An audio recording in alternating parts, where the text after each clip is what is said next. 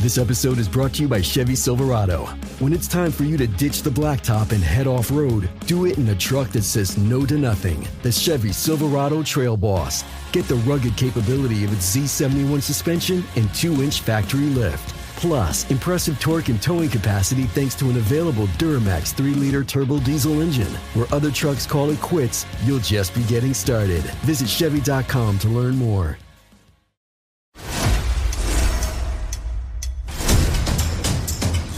"24 chefs, 24 culinary showdowns for 24 hours straight. Which chef will outcook, outpace, outlast the competition?" No chef escapes the clock. Season premiere, 24 and 24, Last Chef Standing. Sunday, April 27th at 8. See it first on Food Network. Stream next day on Max. There are people out there all across the country pushing boundaries to grow the game of golf. Like champion speed golfer Lauren Cupp, who plays faster than anyone else. And Will Lowry, whose work in the golf community inspires more kids to get into the game. As a champion partner of the Masters, Bank of America supports everyone determined to find out what's possible. In golf and in life. What would you like the power to do? Bank of America. Bank of America N.A. member FDIC, copyright 2025, Bank of America Corporation, all rights reserved.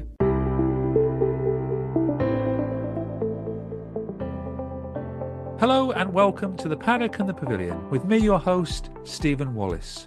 From winning Grade 1 races to tasting success at the Cheltenham Festival, Nick Scholfield has enjoyed a distinguished career in the saddle. Earlier this month, after his ride on Monbeg Genius in the Grand National at Aintree, Nick decided it was time to retire from race riding. In today's show, the former guest returns to explain why he made that decision and why, with the fire still burning, he's ready for his next challenge, training racehorses. Hello, Nick. Thanks for joining me again on the Paddock and the Pavilion. Hi, Stephen. Yeah, thanks for having me. How's life as a retired jockey at the moment? Probably busier than I was before, but yeah, it's probably I don't know. Probably most jockeys would say it's probably retired. Probably the wrong word. It's a career change, possibly. And you know, and any sportsman, you're very lucky if you get to near 40 in the sport that you're involved in. So I feel very lucky to have done something I've enjoyed for so long. How would you describe how you feel now? Are you relieved, sad, excited? I'm excited for the future. I'm very hungry. I feel like it's put a bit of fire in my belly. I'm not saying I got tired of being a jockey, but I did it for sort of 19 and a half, 20 years. So all that dieting and driving for that long can, though it probably never affected me because I knew you had to do it. It wasn't a if but maybe, but it's slightly different, but it's definitely given me a bit of fire in the belly. You don't need a sat-nav being a jockey then, you know all the roads. Yeah, well, I don't know. I rely on a sat-nav, but for traffic purposes more than anything. But yeah, I reckon I could get to most race courses without one. Was it the right time then for you to retire as a jockey? Yeah, I definitely think so. I was looking at other areas, and I think being a jockey, I touched upon before, but you need to be totally committed, totally focused, and you need to be obsessed, probably is the right word.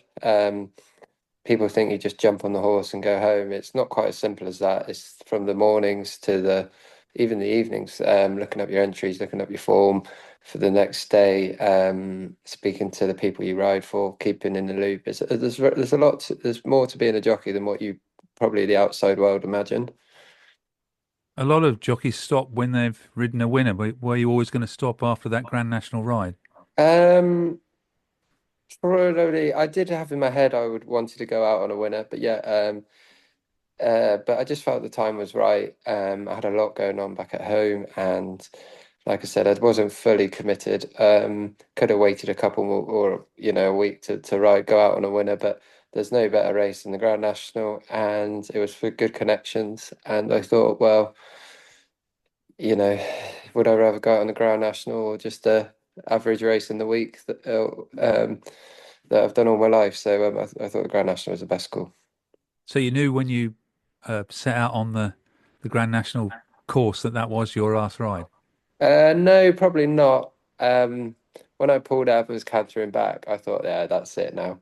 I've had a go, and yeah, no, probably not going out into the race. I still had in my head I wanted to ride one in 2 weeks' time. So yeah, so probably not. But yeah, I probably cantering back when I thought that, I thought, well, time's right.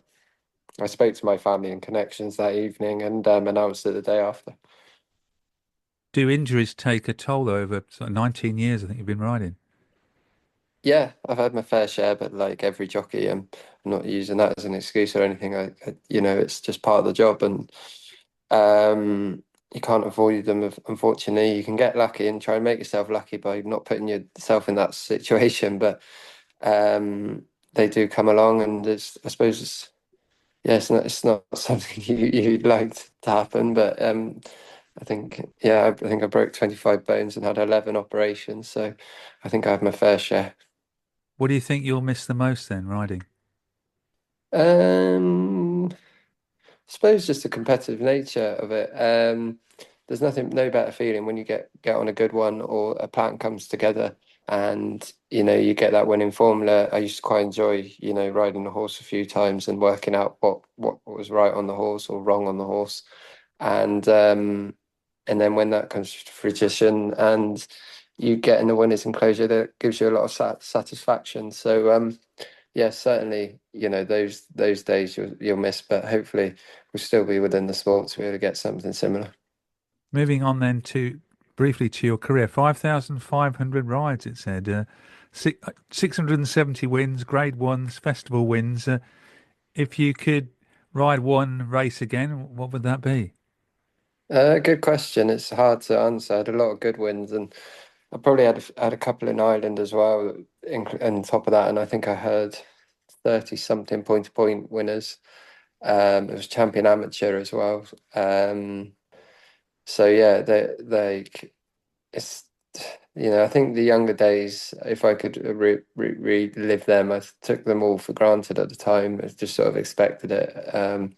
I was going to be a top jockey, and probably a bit naive to think how hard it was, but yeah, no, any of those festival wins are magic, and grade one wins, and I feel fortunate. I've had grade one winners and Cheltenham Festival winners and an Aintree, so I didn't feel I had much more to achieve. I achieved what I wanted to achieve, so I haven't left thinking that I should have done more. I'm quite happy with what I achieved.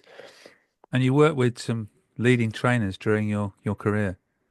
Yeah, like the very best. I rode for a lot of. I wouldn't like to number how many trainers I rode for over my career, but yes, there's some really good ones, and probably what I'm most proud of is my longevity of it. Like I've stuck it out through thick and thin. I've had ups and downs and lost a couple of jobs and got new jobs, but I kept going, and I feel like quite proud that I stuck it out for so long.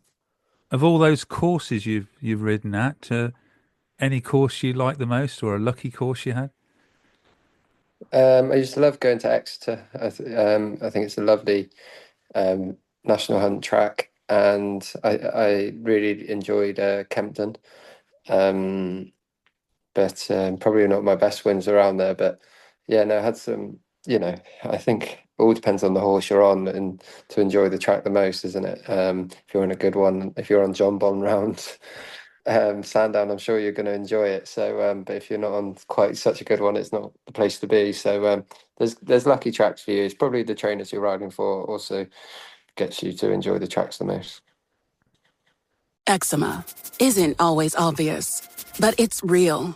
And so is the relief from Ebglyss. After an initial dosing phase of 16 weeks, about 4 in 10 people taking Ebglyss achieved itch relief and clear or almost clear skin. And most of those people maintain skin that's still more clear at 1 year with monthly dosing. Ebglyss, lebrikizumab LBKZ, a 250 milligram per 2 milliliter injection, is a prescription medicine used to treat adults and children 12 years of age and older who weigh at least 88 pounds or 40 kilograms with moderate to severe eczema, also called atopic dermatitis, that is not well controlled with prescription therapies used on the skin or topicals, or who cannot use topical therapies. Ebglyss can be used with with or without topical corticosteroids. Don't use if you're allergic to Ebglyss. Allergic reactions can occur that can be severe. Eye problems can occur. Tell your doctor if you have new or worsening eye problems. You should not receive a live vaccine when treated with Ebglyss. Before starting Ebglyss, tell your doctor if you have a parasitic infection. Searching for real relief? Ask your doctor about Ebglyss and visit ebglyss.lilly.com or call 1-800-LILY-RX or 1-800-545-5979.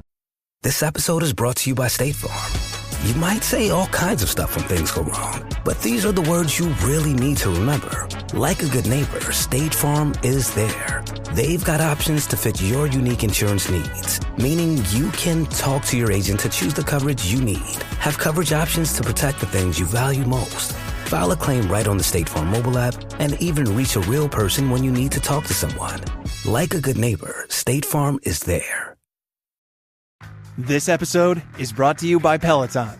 Everyone has a reason to change. Growing old, heartbreak, a fresh start. Whatever it may be, Peloton is here to get you through life's biggest moments with workouts that challenge and motivation that keeps you coming back.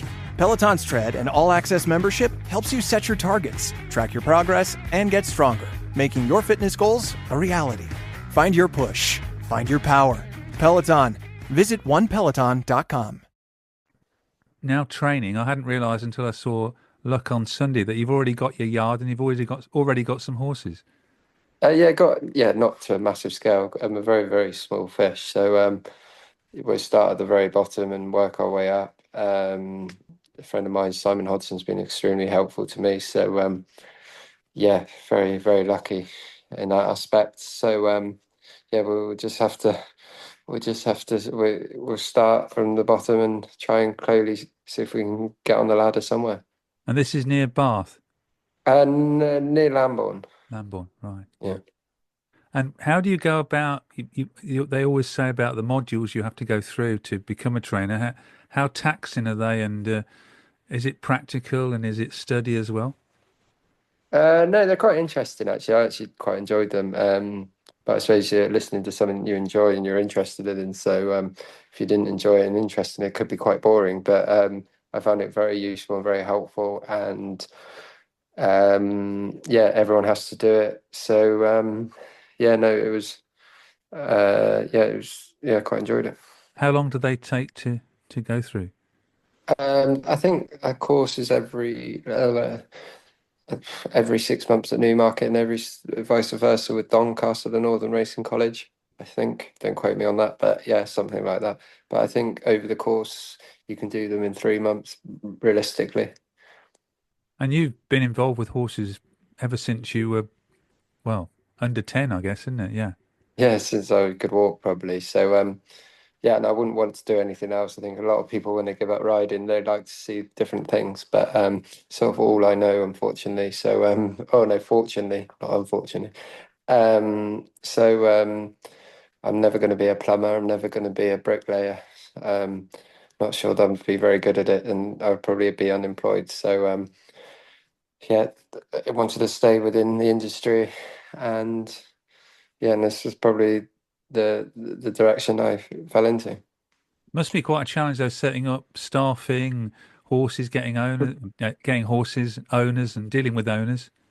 Yeah, I suppose you speak to any trainer, the hardest bit is getting the horses. I think most people nowadays can probably get one, if they've got the right horse, get one ready, but it's sort of getting the owners, getting the horses, or getting the horses, get the owners, and that's the hardest bit. But you've just got to try and do good with what you get, and hopefully it gets seen, I guess. And like riding, it's long hours as well, isn't it? Yeah, I'd probably say it's a way of life. So like you wake up, your horse, you go to sleep, your horses, you're in bed at night thinking about the next day. But I've got quite a busy mind, so I quite like it. And I'm not very good when I haven't got anything to do. So probably suits me in that aspect. But if you wanted to just knock off at 5 o'clock or start at 9 o'clock and have a lunch break, and it's probably not the right job. And you've worked with, as we said earlier, with lots of trainers, lots of famous trainers. So you've learned a lot from them. I don't know. I try to take what you can out of them, but Everyone does it differently. There's no right or wrong way, I guess. And yeah, you've just, I suppose it's knowing your horses, but it's the same as being a jockey. You can't ride every horse the same. I'd imagine it's the same as a horse. You can't train every horse the same as much as it would be a lot easier, but you have to sort of work out and try and get a good team around you to help. It's very hard to do it if you're just a one-man band. So you need a lot of people around you um, to make it work smoothly. But you'll still be riding out, so you won't miss the riding then. Yeah, I'll ride out as much as I can. Yeah, yeah, no, yeah, no. So I suppose that keeps the fire lit, as they say. But yeah, no, I'm not leaving like my jockey world thinking I wish I was riding. I'm quite happy with what I achieved, and so yeah, no, I'm not going to be like that. But that's important, though, isn't it, when you've ridden for so long to still be able to ride, I guess. Yeah, thankfully, and it might not be as good as I first was, but I'm a bit more creakier and lamer. But I suppose that's part of being a jockey for 19 years. You're not going to get out when the way you come in. Because you always hear of people who are jockeys and stop riding and don't become trainers. They really do miss riding horses. Yeah, I'd like to think I hope I can still ride. Yeah, so but yeah, I'm probably not like I was. But nothing a bit of paracetamol can't or sort out. Well, you're still going to have the early mornings then, aren't you? Yeah, yeah, the routine will be very much, well, not quite the same, but similar sort of routine. You said small to start with, but how many boxes and how many horses would you like to train once you really get going? It's hard to gauge. I'm not saying I'm not ambitious, but if I could achieve half what I achieved as a jockey, it'd be I could, very good. But I suppose you just got to. It's hard to set targets because you don't know what's around the corner. Same as a jockey, you just got to do the best day in, day out, and see where that brings you to. I guess. I think if you've got a big supporter behind you, or you've got a big yard as a jockey behind you, it's probably easier to set targets because you know you're going to get a certain amount. But when you're starting off, like you have ambitions, but you have to be realistic as well. But you've got owners already that are going to backing you. I hope so. Yeah, you never, and I haven't asked, but you'd hope your phone rings. But yeah, we'll just try and do what we can do, and yeah, see how it brings us. And when is the planned start? Probably so it'll like officially probably won't be till the end of the year, like at the end of this year. So hopefully be training in 2025, and then we'll go from there. So I suppose 2026 will be the big year. I read as a child you said all you ever wanted to do was become a jockey. Not many of us do what we dream of doing when we're a child. No, I suppose I'm fortunate in that, and but a lot of the jockeys riding would say the same.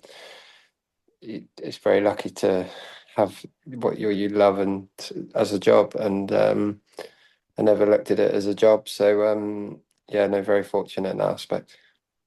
So you're still glad, which you said on the previous podcast you were on the show, that you didn't go to college, which Mum wanted you to do. I don't know. When I'm sort of trying to work out money aspects now, I probably wish I did, but no, no, I wouldn't have changed anything from when I was young. I had a good upbringing, and I think I made the right decisions. But I wouldn't mind studying business if again, but probably a bit late for that now. Thank you very much, Nick, for coming back on the show, and the very best of luck for training at the end of 2025 and onwards. Thank you for having me, Stephen. Thank you.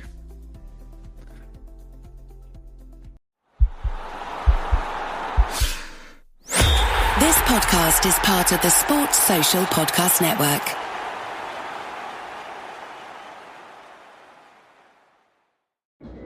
Buying a new mattress sounds great. Paying for it? Debatable. Hear us out. At Mattress Warehouse, we offer 0% interest financing over 2, 3, 4, or 5 years. And we guarantee you'll pay the lowest price available, and we'll keep that promise for a full year after purchase. Go ahead and buy that mattress of your dreams. Mattress Warehouse has you covered. So where would you look to find the perfect mattress? In a little mattress store or Mattress Warehouse? Visit mattresswarehouse.com.